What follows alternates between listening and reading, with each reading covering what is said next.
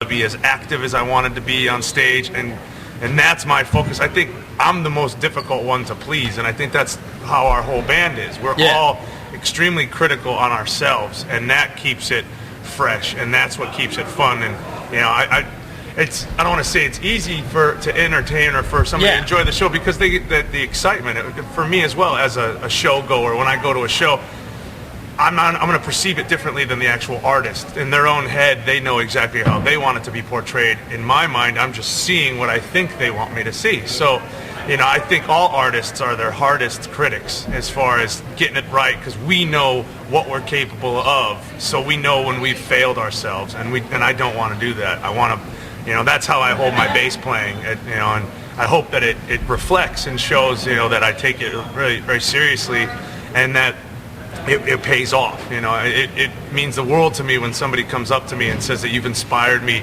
either to pick up bass or to play an instrument or to start writing something. I never thought I'd get to the point where I would actually be able to inspire other people. I mean, I grew up being inspired by other artists, and if it wasn't for people like Steve Harris and Geezer Butler and Rob Trujillo and all those guys as I was growing up, Geddy Lee, like those were my idols as far as goddamn Geddy Lee.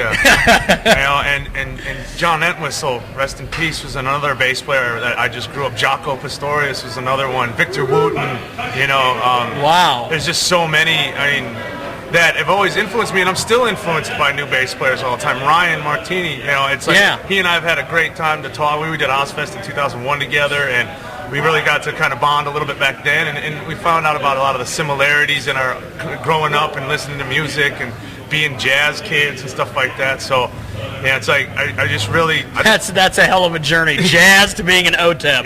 Well, that's good. So we're pretty much a jazz metal band in some respects. Like, we try to do some improv in between all of our songs. So there's some formula to it, but there's room for improvisation, and that's what I like. That also helps keep those shows fresh.